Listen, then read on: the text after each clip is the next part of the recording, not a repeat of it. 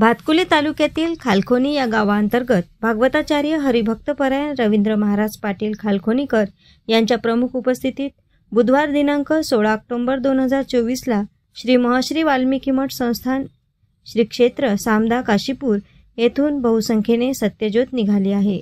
श्री महश्री वाल्मिकी जयंतीचे औचित्य साधून दरवर्षीप्रमाणे श्री क्षेत्र वाल्हे तालुका पुरंदर जिल्हा पुणे येथे श्री पुरुषोत्तम बुंदे यांच्या संकल्पनेतून सालाबादप्रमाणे सत्यज्योत प्रज्वलित करून आणण्याकरिता ही महश्री वाल्मिकी मठ संस्थानेतून श्री वाल्मिकी ऋषींच्या मूर्तीचा अभिषेक करण्यात आला आहे। त्यानंतर मठाधिपती ऋषीवर्य ज्ञानेश्वर महाराज भांडे यांच्या हस्ते पूजन करण्यात आले। श्री सुनील भाऊ घावट पाटील राहणार घुसरवाडी व इत्यादी मंडळी प्रामुख्याने उपस्थित होते।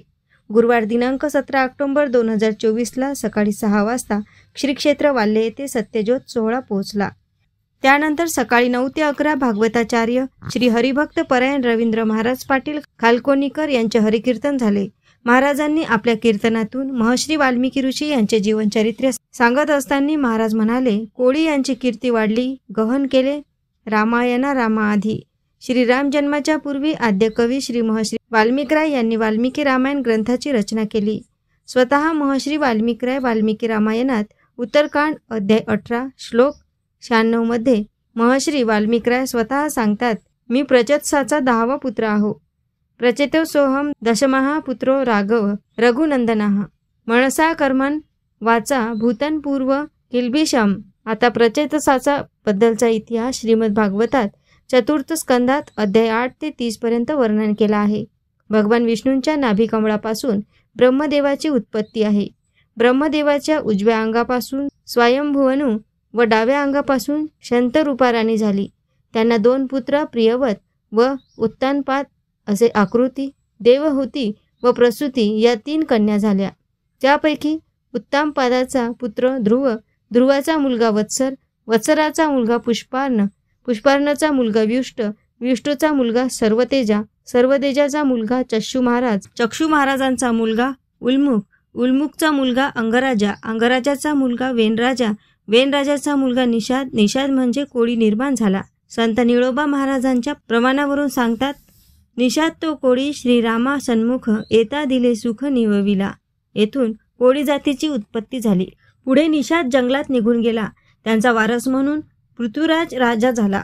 पृथ्वीराजाचा मुलगा विजिताश्व, विजिताश्वचा मुलगा हविर्धान, हविर्धानचा पुत्र प्राचीनबरी, प्राचीनबरीचा पुत्र प्रचेतस महाराज व त्यांची पत्नी मारिशा देवी यांना प्रचेतस नावाचे 10 मुले जन्माला आलीत।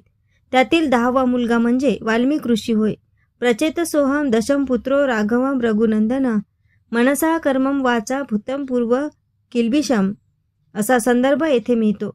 साच मानावी उत्तरे संत बोलती ते खरे। होता पूर्णमास समयासी अश्विन शुद्ध पौर्णिमेसी शरद ऋतू कोजागिरी अवतार ते दिवशी कवी वाल्मिकांचा। त्यांचे जन्म कर्म दिव्य महान आहे। त्यांनी बालपणी विद्याभ्यास करून धनुर्वेद पारंगत केले। स्वतःच्या राज्याचे रक्षण करू लागले। पुढे शत्रूने त्यांच्या राज्यावर हल्ला केला व राज्य हिसकावून घेतले। त्यानंतर वाल्मिकीराय सहकुटुंब सहपरिवार समवेत वनात निघून गेलेत। रागाने शत्रुवध करू लागले। पुढे त्यांनी त्यांच्या चरित्रात ब्राह्मण हत्यारी म्हणून संबोधले गेले। अशी वाटमारी करीत असताना ब्रह्मदेवाच्या आज्ञेवरून नारद तेथे आले व वाल्हा कोळ्यास म्हणाले, पाप करीसी किती भोगा लागे निश्चिती। पाप केले तर तुला नरक यातना भोगाव्या लागणार। तुझ्या या निषिद्ध कर्मास कोणीच वाटेकरी होणार नाही। वाल्या कोळी नारदाला शरण गेला। त्यांचे प्रायश्चित्त करण्यासाठी रामनामाचे मंत्र दिला। परिणाम बोलिले वाल्मिक तैसेच करीन वर्तुनी दाविन नामा म्हणे। अशा प्रकारे आद्य कवी महश्री वाल्मिकीरायांनी वाल्मिकी रामायण ग्रंथ लिहिला। ऋषी होते थोर थोर बहुती केला कवित्व विचार। परी वाल्मिका सारिखा कवीश्वर न भूतो न भविष्यती। रामकृष्ण हरी जय वाल्मिकी।